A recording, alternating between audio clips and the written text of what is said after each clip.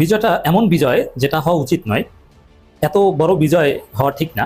একটু ব্যালেন্স থাকা ভালো, ছাত্রদল বা অন্যান্যদের কেউ কেউ থাকলে একটু ইনক্লুসিভ ডাকসু হতো, কিন্তু না। ঢাকা বিশ্ববিদ্যালয়ের সর্বশেষ খবর আমরা যেটা জানছিলাম, এই বিশ্ব জেনে গিয়েছে শিবিরের ভূমিধস বিজয়। আমি জানি শিবিরের এই বিজয়ের রহস্যকে আমি ফাঁস করে দিচ্ছি, শুনে কি মনে করেছেন? এটা কি শিবিরে ভোট? ঢাকা বিশ্ববিদ্যালয় এত শিবির? এই নির্বাচনে ইতিহাস রচিত হয়েছে হলো কিভাবে? এই নির্বাচনের তিনটা দিক আপনাদেরকে বলে যাবো খুব স্বল্প সময়ে, যেগুলো আগামীতে বাংলাদেশের জন্য খুব প্রয়োজন ছিল। প্রথম কথা হলো যে এই নির্বাচনের মাধ্যমে ৭১-এর চেতনা নিয়ে রাজনৈতিক ব্যবসা খবর রচনা। এই দেশে অন্তত পক্ষে চাঁদাবাজি, সন্ত্রাসী, নৈরাজ্য, রাজাকারের ট্যাগিং এগুলো আর কেউ খায় না। এই দেশটা ফজলুর রহমানদের না। আগামীর রাজনীতি কোন পথে যাবে সেটা যদি কেউ বুঝতে না পারেন তাহলে তাদের পতন অনিবার্য, কোনো সন্দেহ নাই। শুনেছি ক্ষুধার জোরে নাকি ছাগল চিল্লা। বেশ কিছু তথ্য গভীর থেকে পেয়েছি, যেই তথ্যগুলো আপনাদের সাথে শেয়ার করতে এসেছি। দর্শক, আজকের এই ভিডিওটি দেখলে আপনারা রীতিমতো অবাক হয়ে যাবেন। আপনারা জানেন ইতিমধ্যে আওয়ামী লীগ সরকারের পতন হয়েছে। এখন ক্ষমতায় আছেন অন্তর্বর্তী সরকার ডক্টর মোহাম্মদ ইউনূস। অন্তর্বর্তী সরকারের মাননীয় উপদেষ্টা ডক্টর মোহাম্মদ ইউনূস থাকাকালীন দেশে কি কি ঘটনা ঘটে যাচ্ছে তা আপনাদের প্রমাণ সহকারে। বিএনপি সহ ছাত্র দলের নেতৃত্বের জন্য যারা বিভিন্ন ধরনের ন্যারেটিভ তৈরি করে ছাত্র শিবিরকে ধোকায় ফেলতে চেয়েছেন, মিথ্যাবাদীতে রূপান্তরিত করতে চেয়েছেন, অবহেলা করতে চেয়েছেন, তারা আজকে পরাস্ত হয়েছেন। আমি সে কারণে সবসময় প্রতিবাদ করে বলেছিলাম, এই দেশটা ফজলুর রহমানদের না, এই দেশটা ওই আলমদের মতো লোকদের না, এই দেশটা ওই বামতান্ত্রিক লোকদের না। এই দেশে আপনি ডানপন্থীদেরকে, ধর্মভিত্তিক মানুষদেরকে, সৎ চিন্তার মানুষদেরকে যত দাবিয়ে রাখবেন তত তারা মাথা উঁচু করে সামনের দিকে এগিয়ে যাবে, এবং সেটার প্রমাণ আজকে ঢাকা বিশ্ববিদ্যালয় প্রমাণ করে দিয়েছে। পোস্ট করে কিছুক্ষণ আগে যখন বলেছিলাম যে ডাকসু বিপি হয়েছে সাদিক কায়ুম, অনেকেই চেগিয়েছেন, মনে মনে ভেবেছেন এখন পর্যন্ত কি হয়েছে। আমরা আত্মবিশ্বাস এবং বাস্তবতার আলোকে তথ্য নিয়ে বলেছিলাম যে সাদিক কায়ুম শুধুমাত্র নয়, সমগ্র বিশ্ববিদ্যালয়ের মধ্যে বিপ্লবের একটি সুর আজকে উদিত হয়েছে, এবং সেই বিপ্লবের রেজাল্ট আপনারা এখন দেখতে পাচ্ছেন। এই বিপ্লব শুধু ছাত্র শিবিরের নয়, এই বিপ্লব সারা বাংলাদেশের নির্যাতিত নিপীড়িত মানুষের বিপ্লব। এই বিপ্লব হচ্ছে 2013 সালে শাহবাগ তৈরি করে অন্যায়ভাবে যেই মানুষদেরকে ফাঁসির কাস্টে ঝুলিয়ে হত্যা করেছে সেটার প্রতিবাদের বিপ্লব। এই বিপ্লব হচ্ছে 57 জন সেনা অফিসারকে হত্যা করার প্রতিবাদের বিপ্লব। এই বিপ্লব হচ্ছে 5 শাপলা চত্বরে মানুষদেরকে হত্যা করার বিপ্লব। এই বিপ্লব হচ্ছে এদেশের সাধারণ নাগরিকদেরকে খুন, গুম, হত্যা, নির্যাতনের প্রতিবাদের বিপ্লব। এই বিপ্লব হচ্ছে 5ই আগস্টের পরেও নতুন ন্যারেটিভ তৈরি করে রাজাকার, ট্যাগিং এর রাজনীতি, তারপরে জামাত শিবির রাজাকার, এই মুহূর্তে বাংলা ছাড়, পাকিস্তানি, এই ধরনের ট্যাগিং এর রাজনীতির বিরুদ্ধে একটি বলিষ্ঠ ব্যালটের প্রতিবাদ। সে কারণেই বলছি, আগামীর রাজনীতি কোন পথে যাবে সেটা যদি কেউ বুঝতে না পারেন তাহলে তাদের পতন অনিবার্য, কোনো সন্দেহ নাই। বাংলাদেশের মানুষ এখন একটি নতুন বিপ্লবের জন্য অপেক্ষা করছে। এদেশের জনগণ কাদেরকে পছন্দ করে, কার আচরণ পছন্দ করে, সেটা যদি কেউ বুঝতে অক্ষম হন তাদের পতন শেখ হাসিনার চাইতেও নির্লজ্জ, একেবারে খারাপ অবস্থায় যাবে। এই জঞ্জিরা সহজেই ভুল করে না। এই জঞ্জিরা ইসলামের সাথে আছে, এই জঞ্জিরা ইসলামের পক্ষে আছে, এই জঞ্জিরা সত্যের পক্ষে আছে। তারা বিশ্বাস করে যে ছাত্র শিবির যে ঢাকা বিশ্ববিদ্যালয়ের ক্ষেত্রে অবদান রেখেছে, এই অবদান কোনোদিন তারা ভুলে যেতে পারে না। তারা শিবিরের প্রতি কৃতজ্ঞতা পোষণ করেছে। আমি যতবারই আজকে দেখছি তাদের রেজাল্ট, আমি অবাক হয়ে যাচ্ছি যে প্রত্যেকটা হল থেকে মনে হচ্ছে যেন নতুন বিজয়ের একটি বিপ্লব শুরু হয়েছে, এবং প্রত্যেকটা হলের নেতাকর্মীদের উচ্ছ্বাস, ভালোবাসা দেখে সেটা ভাষায় প্রকাশ করা যাবে না। অতএব বাংলাদেশের সকল বিশ্ববিদ্যালয় এই চিত্র একই হবে। ঢাকা বিশ্ববিদ্যালয় যেখানে শিবির জয়যুক্ত হয়েছে, সারা বাংলাদেশেই সেই একই চিত্র আপনাদেরকে দেখতে হবে, অপেক্ষায় থাকতে হবে। অতএব সন্ত্রাসবাদ দিয়ে, চাঁদাবাজি দিয়ে, ধর্মবিরোধী ট্যাগিং দিয়ে, বাংলাদেশের মানুষদেরকে যাকে তাকে রাজাকার আলবদর বানিয়ে দিয়ে, পাকিস্তান পাঠিয়ে দিয়ে আপনি এদেশের কারো মরপুত জয়যুক্ত হতে পারবেন না। মনে রাখবেন, শেখ হাসিনা বিদায় হয়েছে ওই ট্যাগিং এর রাজনীতির কারণেই বিদায় হয়েছে। তার সকল হত্যা, সন্ত্রাস, গুম, খুনের বিরুদ্ধে মানুষ গর্জে উঠেছিল। একই চরিত্র আপনাদের এই মিছিল করে বিজয় অর্জন করতে পারবেন না। কোথায় কোথায় আপনাদের এখন সেই মিছিল যে একেবারে মনে হয় যেন বাস্ক, আপনারা সব কেড়ে নিয়ে যাবেন, তারপরে আপনারা সেখান থেকে যা ইচ্ছা তাই করবেন, যাকে তাকে ভিপি বানাবেন, জিএস বানাবেন, সেটা এদেশের সাধারণ জনতা দেয়নি, দিবে না। সাবধান হয়ে যান। বাংলাদেশের মানুষের সাথে প্রতারণা করে এদেশে কেউ কোনো অবস্থায় রাজনীতিতে সফল হতে পারবেন না। এটা অনুভব করি, পূর্ব থেকেই বলে এসেছি। বিগত 1 বছর পর্যন্ত কথা বলেছি, আর আওয়ামী লীগের আমলে তো 16 বছর কথা বলেছি, কিন্তু আপনাদের পরিবর্তনের কোনো আওয়াজ দেখছি না। আমি কংগ্রাচুলেট করছি, ধন্যবাদ জানাচ্ছি বাংলাদেশ ইসলামী ছাত্র শিবির সহ যারা আজকের ন্যায় নিষ্ঠার সাথে সাধারণ শিক্ষার্থীদের ভোটে নির্বাচিত হয়েছেন। আপনাদেরকে আমরা আজকের ধন্যবাদ জানাই, এবং আমি নিশ্চিত করে বলছি, এই প্যানেলে যারাই জয়যুক্ত হয়েছে সাধারণ শিক্ষার্থীরা তাদেরকে বিশ্বস্ততার সর্বোচ্চ মানদণ্ড রেখেই বিশ্বস্ততার কারণে তাদেরকে জয়যুক্ত করেছে। অতএব আজকের এই শিবিরের এই জয়ধ্বনিকে সামনে নিয়ে পথ করে বাংলাদেশের প্রত্যেকটি প্রান্তে সত্য এবং বস্তুনিষ্ঠ ভালো মানুষের রাজনীতি প্রতিষ্ঠার একটি সুযোগ এসেছে। সেই সুযোগকে দেশবাসী সহ সবাইকেই কাজে লাগাতে হবে। আমি তো মনে করি আগামীর বাংলাদেশ কখনোই ইসলাম বিমুখের বাংলাদেশ নয়। আমি তো মনে করি আগামীর বাংলাদেশ কখনো বামতান্ত্রিক রাজনৈতিক দলের নেতাদের বাংলাদেশ নয়। আগামীর বাংলাদেশ হবে সত্যবাদী, সৎ, দুর্নীতিমুক্ত একটি সুন্দর আদর্শ বাংলাদেশ গঠন করার সেই জায়গায় কিন্তু আজকের সারা বাংলাদেশের শিক্ষার্থীরা এখন ঐক্যবদ্ধ উজ্জীবিত। আমি নতুন প্রজন্মের সাধারণ শিক্ষার্থীদেরকে আহ্বান জানাতে যাই, জুলাই বিপ্লব যখন সংগঠিত হয়েছে অনেকেই হয়তো তাদের পরিচয় ওপেন করে নাই, জাতীয় স্বার্থে করে নাই। আমি বহুবার টকশোতে বলেছি, ছাত্র শিবির এবং জামাত সেই সময় জাতির বিবেকের দিকে চিন্তা করে শেখ হাসিনাকে রিমুভ করার জন্য নিঃস্বার্থভাবে কাজ করেছে। কিন্তু আজকের প্রমাণ পেয়েছেন, শিবির ছাড়াও যে সকল প্যানেল এখানে নির্বাচন করেছেন, ভোটের মাঠে এখন দেখতে পেয়েছেন যে শিবির আসলে কি জিনিস। আপনাদেরকে বুঝতে হবে আপনাদের শক্তির উৎস কোথায়। আগামী রাজনীতিতে যদি সেই শক্তির উৎসকে অবজ্ঞা করে কেউ রাজনীতিতে এস্টাবলিশ হতে চান, কোনোদিনই সাকসেসফুল হবেন না। সে নতুন রাজনীতিবিদ হলেও হবে না, পুরাতন রাজনৈতিক দল হলে হবে না, সর্বোচ্চ রাজনৈতিক দল হলেও হতে পারবেন না, না, না। অতএব ইসলামিক সেন্টিমেন্টকে কাজে লাগিয়ে বাংলাদেশের মানুষ আস্থা অর্জন করতে চায় এবং এই মানুষদের উপরই এখন তাদের পরিপূর্ণ বিশ্বাস রয়েছে। সেটার প্রমাণ হয়েছে আজকের ঢাকা বিশ্ববিদ্যালয়ের বিজয়। আমি মনে করি আল্লাহ বাংলাদেশের মানুষের জন্য আরেকটা বিজয় তার নিজের করুণা এখানে আজকের অবধারিত করে দেখিলেন।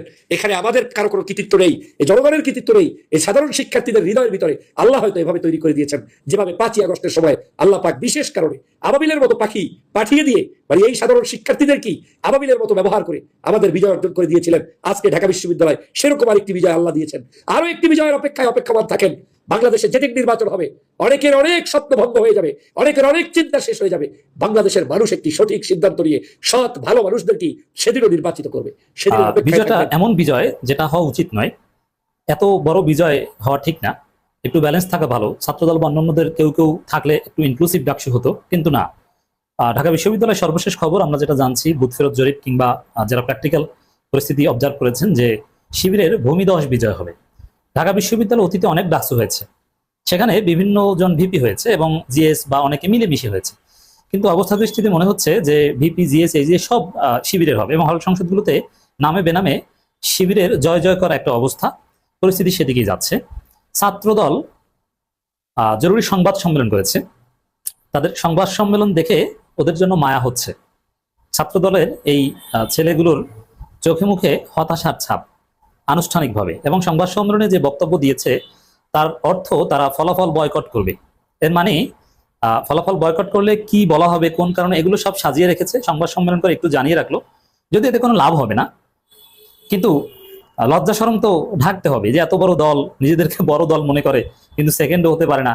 এজন্য এখন নানান কল্পকাহিনী রচনা করে দুর্বল স্ক্রিপ্ট সাজিয়ে সংবাদ সম্মেলন করেছে, কিন্তু ওদের চোখে মুখে হতাশা, আনুষ্ঠানিকভাবে হতাশা প্রকাশ করছে। ওদের কথাই স্পষ্ট যে বিজয়ের ব্যাপারে ওদের কোনো কনফিডেন্স নেই, এবং শিবিরের যে এই ভূমিদশ বিজয় এটা ওরা মানবে না। যদিও ওদের না মানায় কিছু আসে যায় না, ওরা নির্বাচনে এসেছে, শেষ পর্যন্ত থেকেছে, এটাই মানা। এখন সংবাদ সম্মেলন করে আর মিছিল করে যে এই রাজাকারদের বিজয় মানি না, এটা বলে কোনো লাভ নেই, কিন্তু ওরা করবে এটা।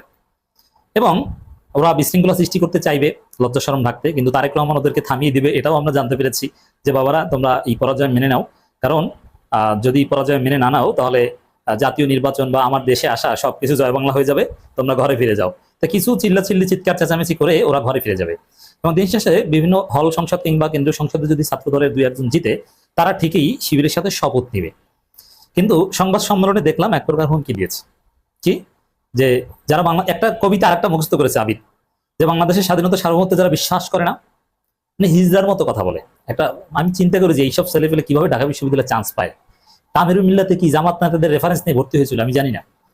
কেমন কথাবার্তা বলে, কথাবার্তা বলার মধ্যে একটা স্মার্টনেস থাকা দরকার, একটা কোহেরেন্স থাকা দরকার। কিছু নেই, এ ছাত্র নেতা হয় কিভাবে? একটা যুক্তি থাকা দরকার, কোনো যুক্তি তর্ক কিছু নেই, এবং হাঁটার কোনো লিডার সুলভ স্টাইল নেই। তার চাইতে মায়ের হামিম অনেক স্মার্ট। কিন্তু আবিদ ছেলেটাকে আমার মনে হয় যে তারেক রহমানও লজ্জিত যে এর মতো একটা আনস্মার্ট ছেলেকে আমরা ভিপি পদে নমিনেশন দিয়েছি। যদিও জামাত শিবির অনেকে খুশি হয়েছে, কারণ মাদ্রাসা ছাত্র তাও আবার তামিরুল মিল্লাতের, আবার শিবিরের প্যাড নিয়ে ঘুরে, কিন্তু এর স্মার্টনেসে ঢাকা বিশ্ববিদ্যালয়ের ছাত্র দল লজ্জিত। তো এই ছেলে সংবাদ সম্মেলনে আরেকটা কবিতা আবৃত্তি করেছে, আজকে কয়েকবার ওই কবিতা আবৃত্তি করেছে, এক কথা বারবার বলে। কোনো ভালো স্মার্ট ছেলে হলে এক কথা বারবার বলে? যারা বাংলাদেশের স্বাধীনতা সার্বভৌমত্বে বিশ্বাস করে না, যারা ঢাকা বিশ্ববিদ্যালয়ের শিক্ষার্থীদের মত প্রকাশের স্বাধীনতা বিশ্বাস করে না, তারা যদি জিতে তাহলে এই সেই অমুক তমুক, মানবো না, খবর আছে। আর যদি ছাত্রদল জিতে তাহলে ঠিক আছে, তাহলে এই যে নির্বাচনে কারচুপি টারচুপি যা হয়েছে তাদের ভাষায় এটা ঠিক আছে। এখন এত সহজ, ঢাকা বিশ্ববিদ্যালয়ের শিক্ষার্থীরা, ঢাকা বিশ্ববিদ্যালয় প্রশাসন কি এতটা বোকা? এটা কি গ্রামের সেই কুড়িগ্রামের মেম্বার ইলেকশন যে ভংসং একটা কিছু বুঝিয়ে দিবে আর হয়ে যাবে? তো ওদের ন্যারেটিভ দেখলে মনে হয় ওরা ঢাকা বিশ্ববিদ্যালয়ের ছাত্র সংসদ নির্বাচনকে কুড়িগ্রামের মেম্বার ইলেকশনের মতো মনে করছে, যেটা রীতিমতো হাস্যকর।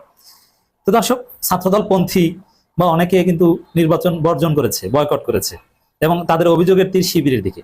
এর মানে ছাত্রদলের বেশ কিছু দামি প্রার্থী ছিল এখানে, তাদের কেউ কেউ কাউকে কাউকে রেখেছিল যে নির্বাচনে 2-1 দিন আগে ছাত্রদলকে সমর্থন দিয়ে তারা সরে দাঁড়িয়েছে, এই নাটক করেছে।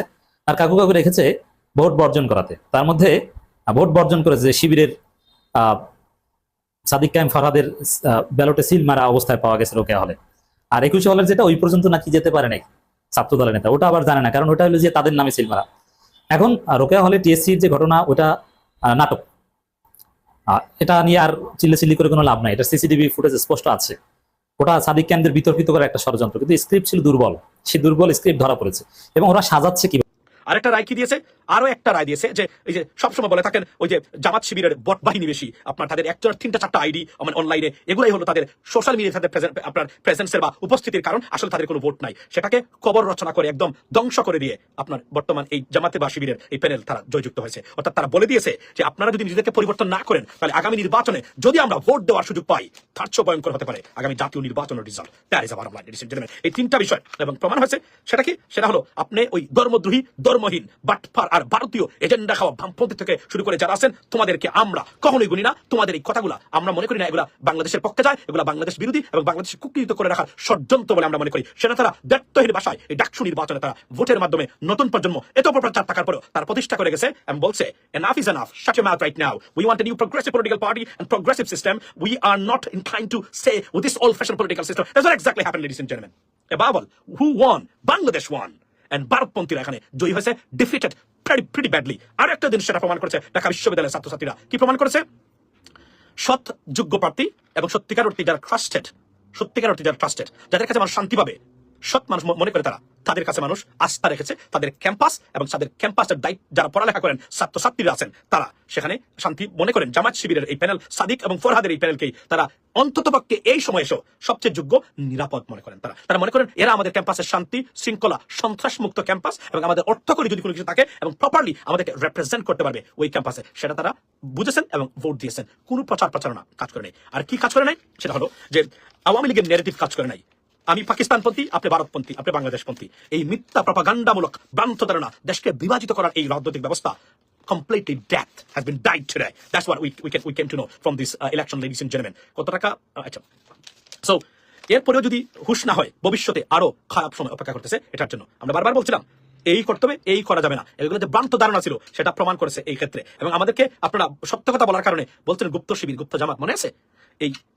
এই বামপন্থী আর ধর্মদ্রোহীদের দ্বারা বিএনপিকে রিপ্রেজেন্ট করলে তার পরিণতি কি হতে পারে সেটা এই দেশের মানে সাধারণ ছাত্রছাত্রীরা দেখিয়েছে, লেডিস এন্ড জেন্টলম্যান। তবে বলে রাখি, আগামী নির্বাচনে নিশ্চিত করে বলতে পারি এর ফলাফল অন্যান্য বিশ্ববিদ্যালয়ের ছাত্র সংসদ নির্বাচনে সেটার প্রতিফলন এবং ইম্প্যাক্ট পড়বে, এ বিষয়ে কোনো সন্দেহ নেই। এখন আরো একটি শব্দ লাস্টে, শুধু ভোট দিতে পারলে কি পরিবর্তন আপনি আনতে পারেন সেটা প্রমাণিত হয়েছে। 17 বছরে ভোট দিতে পারেন বাংলাদেশের জনগণ। এবার আমি বলছি লাইভের শেষে, প্রতি ঘরে ঘরে, আমি বারবার বলছি, এখনো বলে যাচ্ছি আপনাদেরকে, ঘরে ঘরে এই দুর্বৃত্তায়িত রাজনৈতিক ব্যবস্থা, অল ফ্যাশন পলিটিক্যাল সিস্টেম, ভারতের এজেন্ডা বাস্তবায়নকারী রাজনৈতিক দল এবং তাদের প্রেসক্রিপশন বহনকারী যারা আছেন, এদের কাছ থেকে আপনাকে আপনার ভবিষ্যৎ জেনারেশনকে বাঁচাতে চাইলে ঘরে ঘরে একটা করে লাঠি বানিয়ে রাখবেন। এবং লাঠির কাজ হবে আপনার ভোটের অধিকার আর বিচার বিভাগ, এই দুইটা জায়গা থেকে হাত দিলে তার পাশা লাল করে দিতে হবে। তার কোনো বিকল্প নেই। আপনার জন্য না হলেও আপনার ভবিষ্যৎ প্রজন্ম, আপনার গ্রেট সানকে বাংলাদেশে নিরাপদ এবং সত্যিকার অর্থে এক বেলা যদি খায় সেখানে শান্তিতে বসবাস করতে যদি চান তারা থাকুক না, তাহলে এই কাজের কোনো বিকল্প নেই। ভোটের অধিকার আর হচ্ছে বিচার বিভাগ, এই দুটো জায়গায় কেউ হাত দিলেই এই হাত যেন না নিয়ে যেতে পারে। That is our line, ladies and gentleman. আর না হলে এই দুর্বৃত্তায়িত রাজনৈতিক ব্যবস্থা এবং এই দুর্বৃত্তদের কাছ থেকে আপনি যদি বাঁচতে পারেন নাই,